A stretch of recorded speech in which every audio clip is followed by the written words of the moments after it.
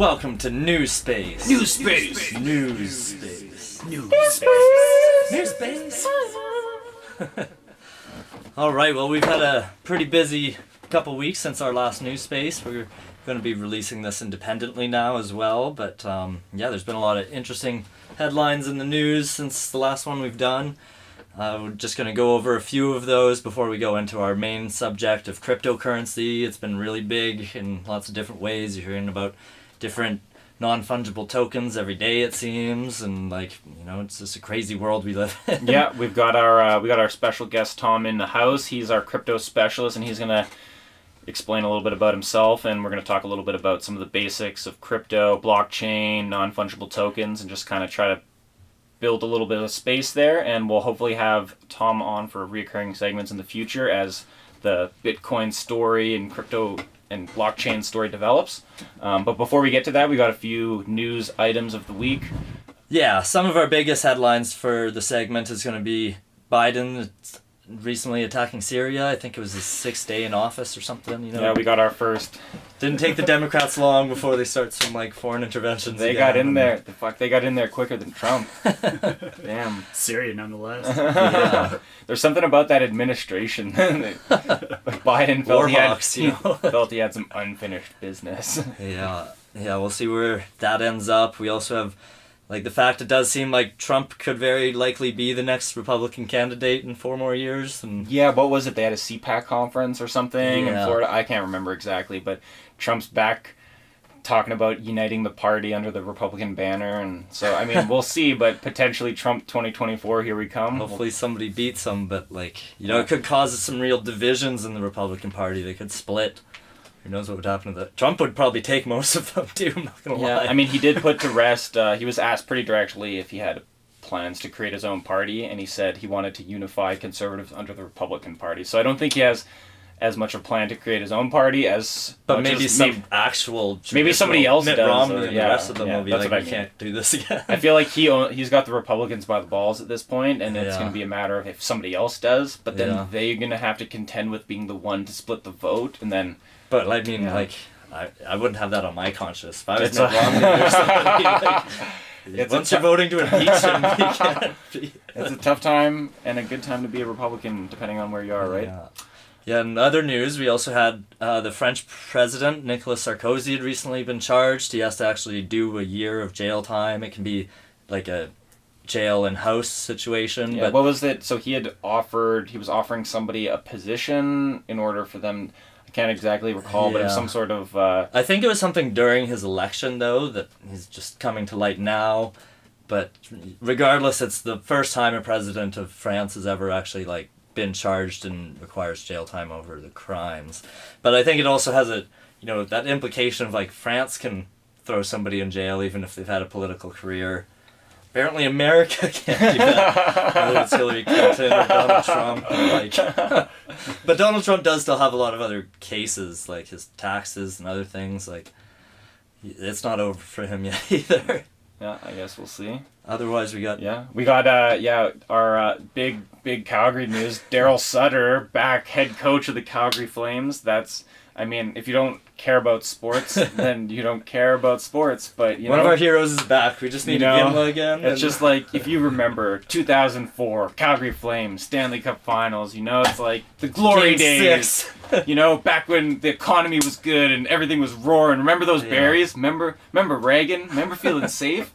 Yeah, I remember. And now we got that boy back. We got Darely boy back, and hopefully we have a shot here. But we'll see. Yeah. Yeah, and then one of my other favorite news stories from the week was the Pope visiting Iraq. Apparently the first time a Pope's ever really been to Iraq. And when I was listening to CBC radio, he said something about how he felt he was born again after the world pandemic, being able to travel again. I guess he had a baptism, being able to travel the world. I was thinking about it as I was watching some of the gatherings and stuff, and just the COVID circumstance, and I don't know, it was hard. People were wearing masks, but it's hard to remain 6 feet apart when you're thousands of people clamoring around a pope. But I think guy's got to do what he's got to do. I hear him. He's He was visiting some town that used to have a million people in it, now it has 300,000 people in it. So at least they're probably easier to social distance there. Oh, oh, Whoa. oh. We're not even gonna cut that. We're not even gonna cut that. Everybody I now. debated it in my head. But I was Yeah. like, Now everybody knows Austin's true character. I'm not saying it's a good thing. In other news, maybe partly related to that in some weird way, it turns out that we've had a reduction of babies over COVID. There were some early speculations that maybe people being confined to their homes may lead to like a small rebound in terms of like procreation, have a few more babies, people stuck, you know. But as it turns out, the economics of it all, the uncertainty of it all, I guess, and has, you know, People trying to save money and has prepare peop- themselves to Yeah, have a child. exactly, doing other things, and yeah, but maybe preparing for a future moment where they feel safe to maybe have a kid or something like that. Hard to say. It's probably a mixed picture of a lot of different things. The amount of kids per woman in Canada has been trending down for People haven't been going to the decades, bars and meeting new people either. And, well, that's the other thing, right? I'm sure unplanned pregnancies are way down, Yeah. right? Just a demographic nightmare, right? Like, Yeah. But yeah, so that's your update of some regional and international news, and we're gonna move on to our talk today with our very special guest. We got Thom in the house. He's our cryptocurrency specialist. I'm gonna send it over to him to just tell you a little bit about himself and some of his credentials. Yeah, hey, I'm Thom. Quick introduction. I guess I started off in financial planning, really liked learning about business, trying to make people money, but really fell out of love with current business, especially the banks. God does not love the banks. Usury is wrong. Yeah, just robbery. So I ended up leaving that career. Was this around 2008, 2009, or no? Oh, no, I did hear about cryptocurrency in 2009, but it was so uncertain at the time. I didn't really want to get into it. Rather have a pay for Real money. Ichiban and eat during university. yeah, I hear that. Yeah. But yeah, got out of traditional finance, got into crypto out of the love of decentralization and freedom. And now we see it picking up with finally some adoption and a lot of booming wealth. And yeah, find it really interesting. Nice. So we wanted to go over some basics, you know. We're obviously novice, Austin and I, in this space, and you're our expert. And we know a lot of people are interested in a lot of things that have to do with Bitcoin and blockchain and cryptocurrencies and stuff. So explain to me what a blockchain ledger is very simply, you know, and why it's an important tool in terms of a currency. Right, yeah, so it's not the same currency that it was back in 2008 where it was just nerds, or like gamers and drug dealers trying to get currencies to buy drugs and articles Get on games. Silk Road. We are going to talk about NFTs here in a bit, so it does go back to ownership on games and whatnot. But nowadays we see a lot more people getting introduced to cryptocurrency, being concerned about interest rates and inflation, where 5 years ago people didn't really care about that at all. Nowadays, during COVID, just printing trillions of dollars in Canada, near multiple trillions of dollars in the United States, people are becoming aware, right, that their money is becoming devalued. And so, yeah, to answer your question about the blockchain, the benefits of it is that a government doesn't control the wealth. We don't just believe our money has got value because of a government decree and because a piece of paper says, "In God we trust" on it. Finance is starting to morph where people care about auditability, the fact that Bitcoin cannot just be minted and devaluing our wealth. Really about purchasing power and maintaining freedom and independence. Yeah, it makes a lot of sense. So is it like, do you see most of the people that you're involved with, is it more of like, is this like a bet hedging kind of a thing, like where you're putting you're seeing a certain amount of this, your wealth devalue, you put it into this cryptocurrency, if it goes up, you're at least staying true to whatever that gain is, or like, Right. like There used to be a point of that where people used to buy gold in case their stocks went down or the bonds didn't perform, and interest rates don't deliver the same way. And gold doesn't have the same ballast in a portfolio right now. So people are trying to figure out how do they maintain their wealth while money's being printed and interest rates are going down. and Bitcoin has been an alternative. I think still, though, for the most part, people are looking at Bitcoin speculatively, thinking it's going to go up and replace the entire world financial systems in place of a global war over oil.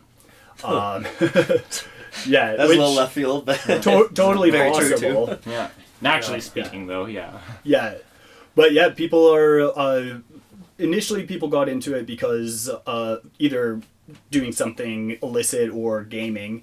And then people started feeling really empowered by decentralization, but we're getting to a point now where the masses are joining, and they're not joining based out of information per se. They're joining out of fear of missing out and getting wealth. Not to say that will materialize in the end. Yeah, and that's, I guess, that answers the next question I was going to have, which was about the materialization of the wealth in these types of products in the form of investments, right? Because I could see how if I was fairly well off in the system that's at play, how I might hedge a certain amount of that wealth through these instruments in order to like hedge any sort of sense of devaluation. But if I'm not comfortable, and I would imagine taking what little I have and putting it into this currency in the sense of it being an investment that's going to pay large returns seems rather risky. Right. And the risk a lot of people see right now, because Bitcoin's so expensive, that it could go down a lot. In terms of investment, though, it's really important for people to pay attention to the interest the percentage rate of return on their investment rather than just the dollar amount. That is being said that they're being aware of the price they buy in at and not selling. A lot of people are jumping into cryptocurrency right now, like selling their house and taking on risks that they can't afford. And so then when they can't afford life, they have to sell their cryptocurrency and guarantee themselves a loss. When people are conscious about buying low and selling high, not doing the opposite, then they're in control of their financial wealth and future. Yeah, don't buy because you fear you're missing out. Exactly. And don't buy just because it's cheap either. A lot of people, not saying that Ripple is a terrible currency, but Ripple has got a lot of coins in circulation. It does have a lot of market capitalization as well. But because of the amount of coins in circulation, the price per coin is low. Cheap doesn't necessarily mean return, right? Yeah. Yeah. It's like the market caps and stocks, I guess. Like, yeah, when you know there's billions of stocks out there. How is the impact of Tesla getting involved in Bitcoin and putting all of these billions into Bitcoin? Has that made any sort of impacts at all in your in how you've seen people approach? People arrive at cryptocurrency? Yeah, and like, I can only assume people like Elon, companies like Tesla are, they're pretty big players. They set, I'm sure they set an example in terms of how other smaller players in the market might act. Yeah, absolutely. Investment's a lot about market efficiency theory. If you know what's going to happen ahead of time, you can make money. And that would be an efficient market. An efficient market is where you're following, for example, maybe a tweet. So yeah, Elon Musk and Tesla definitely have impacts on the market. Fundamentally, though, it doesn't necessarily make too much of a change, other than people are more aware of it and know that they could buy, so adoption picks up. So inevitably it could lead to increase, but market manipulation in cryptocurrency is huge. You don't see that so much in traditional markets because it's called insider trading. But in a deregulated industry, not deregulated but underregulated industry, definitely there's some billionaires who can change the market. Yeah, single-handedly and swiftly. Yeah, like for example, a meme of Dogecoin and Mufasa? Yeah, or whatever, yeah. Pumping the market up like nearly $2 billion in 45 minutes, and then within 6 hours later, that $2 billion is gone. Yeah. I don't know. That fundamentally, that didn't change the value that we hold Bitcoin. It was a meme from from Lion King, right? Yeah, and like Elon Musk to pump it up so much and then just be like, yeah, it's overvalued now.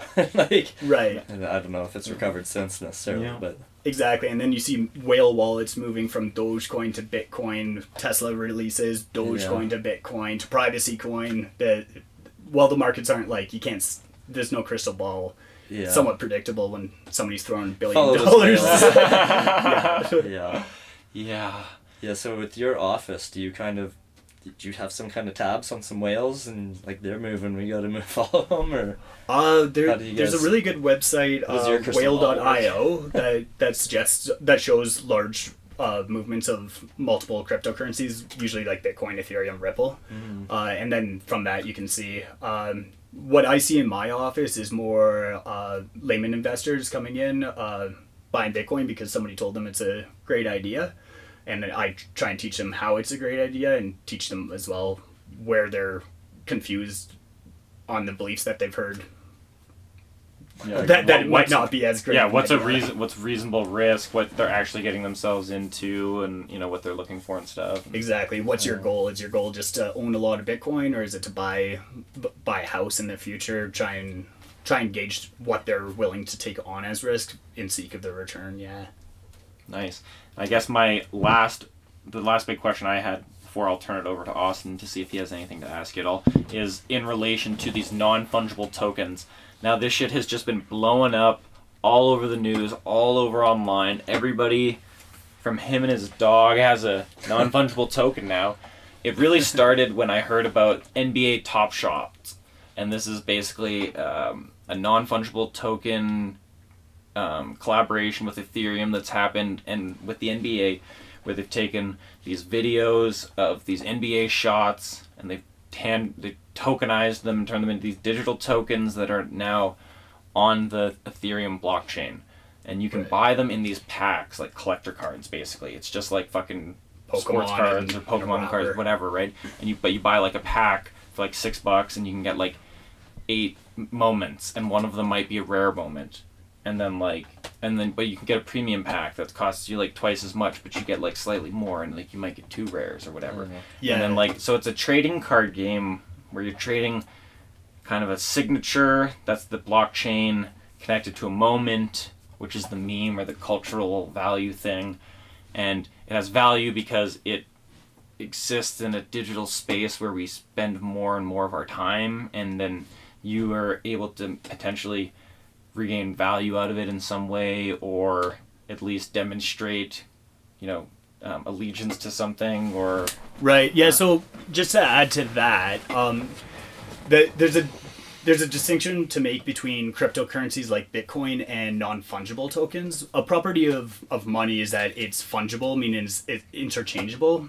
So, for example, Corey's got a bag of grain, and you've got Austin a cow, and I've got money. So we can exchange through my money some level of interchangeability, a unit of account. Fungibility is different, though. It is making a unique, non-interchangeable account. And a big example is that's been thrown out is the Mona Lisa, where one print is important and its uniqueness is valuable. Because it's unique, it's not interchangeable. You could buy it, but you can't just trade it. So rambled a bit there. yeah. I mean, it's interesting to see. We had Jack Dorsey tokenize the first tweet where he said, "I'm just setting up my Twitter," and that's all it is. It's a token. It's on Ethereum. He sold it for plus 2.5 million, and it seems like the only thing that I can really parse out of this phenomenon at all is just the confidence and excessive amounts of money for these types of investments that seem to be out there. Because man, 2.5 million for a tweet, that's pretty nuts, man. It's nuts. anything collectible is just going to be worth more as an NFT in a sense. Yeah, and collectibles just have value that we determine on it Yeah. personally. Yeah. Well, I mean, I feel Yeah. like we're probably going to move into a space of authentication of tangible belongings intertwined with blockchain systems where you will be able to confirm the authenticity of the tangible real world thing by the number that it has in its relation to the blockchain. You know, and like we'll use the blockchain to confirm the authenticity of tangible real world things. Absolutely. Yeah. NFTs are a lot about originality. Corey was talking to me earlier. I'm 31, so I grew up without technology and grew up with technology as well, so pretty well versed. But he said that how did you say it? I'm too old to understand. Yeah, I'm right on this digital horizon where I feel like, you know, I can see down 5-10 years of these kids and this digital world and this digital culture that they live in and they breathe in, and it's just like, it's crazy. And I can almost understand through my confusion looking down at their values how NFTs and these digital tokens are like the valuable thing that they are. Yeah. But yeah, I know. I just feel like I missed it by fucking 2 years there, where it's just like I'd be memeing so hard. I'd be the most goated, you know. Like I'd just be out there. I'd be shitting on all those kids, you know, just headshots, you know. But well, we have that nostalgia of remembering life before the internet. That's what. Yeah, no regrets at all, right? But it's you can see it. It's just like it's right there. This like, just when it's a few years and then you enter this level of like digitalization. And like the age of information and the internet. And there's just a certain amount of saturation at that point that we didn't quite have, and it's a different world. It still takes us time to get used to something new. Rather, people born right in the digital age, it's like, yeah, this is just a new thing. It's like, oh, what is TikTok exactly? Yeah, and digital identity and expression is pretty important nowadays. I was reading in Korea, there's some internet cafes where people make their living on Twitch, and they haven't left the cafe for close to a year. Wow. So their digital identity is more important than hanging out, seeing what hat you're wearing and what shirt you're wearing. Yeah. Virtually. What else are you going to do in your life? Yeah. Yeah, well, I guess, Austin, do you got anything else you want to ask me there? With the NFT stuff, what me and Corey have like been able to determine ourselves as well, it seems all based on like Ethereum's own technology. Whenever, from what we've been able to tell, like it seems like it's based on their well, it's an Ethereum blockchain that they're using.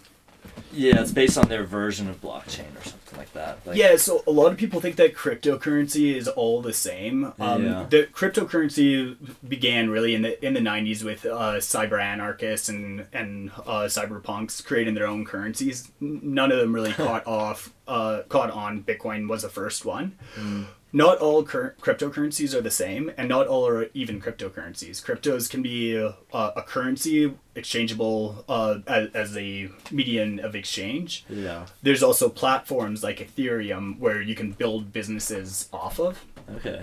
And those businesses those technologies built off of the Ethereum platform are called tokens. Yeah. And now NFTs have got a specific standard within the Ethereum code where tokens can be burned to create uniqueness, and that is the difference with non-fungibles is the need for uniqueness. The value that my property being original and one is more valuable or more personable than other properties. Would Ethereum have like a copyright over that kind of thing, or could another like crypto or whatever, like a different what's the technology they're using again? Blockchain. Yeah. Like, would another blockchain be able to still make NFTs, or is this still more unique just to something that Ethereum's technology does?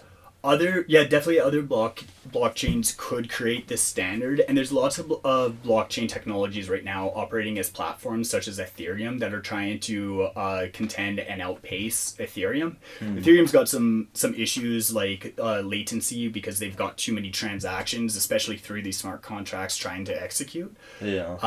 That they do not get it executed or they get delayed, and it also gets really expensive. So there are alternatives, Neo, Tezos, EOS, there's lots of alternatives. It's like the .com era. Everyone, Google and Yahoo and what was it, like, Ask Jeeves. Some of them, Some of them die out and they're all trying to compete. MySpace. MySpace, yeah, holy crap. Enter Nexus. Yeah. So definitely, yeah, there's going to be some competition. Another thing is like with NFTs, non-fungible tokens, is if you had this digital art or article for a game or for viewing, and there was only going to be 50 issued, you would assign a certain value on it. But there's not necessarily anything stopping the creator from issuing another contract, redelivering it as like a second print that's reissued 50 times. So it's like a piece of art saying 1 out of 300, but now it's going to say 1 out of 300 times by 2. Yeah, but number one is always number one. Right. Yeah, and people really have the first is still first. Personal calling to that one. Yeah, dude, fucking that one, that very first. It could be a complete, utter copy, complete duplicate. You could have been doing 2 at the same time. Whatever one you put the finishing stroke on before the other, that's one. No doubt. That one's got to be worth double the other one for sure. For sure. So otherwise, just to like switch pace for a little bit, I wanted to ask more generally too. I was listening to the radio and they had their own expert on.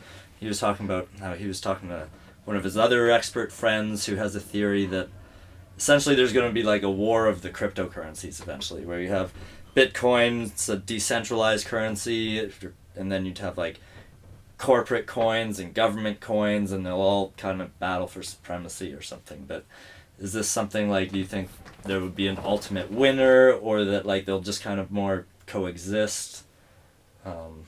Who would you bet on? Which horse? Yeah, so I think there is definitely going to be a war of the coins. It's not going to be overnight like some people think that the US dollar is just going to collapse and Bitcoin's going to be the next currency.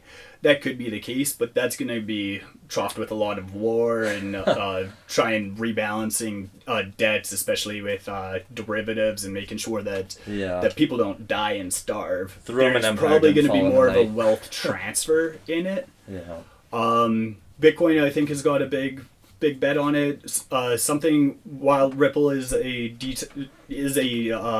cryptocurrency, it's not really decentralized. Corporations really do have influence on it. Mm-hmm.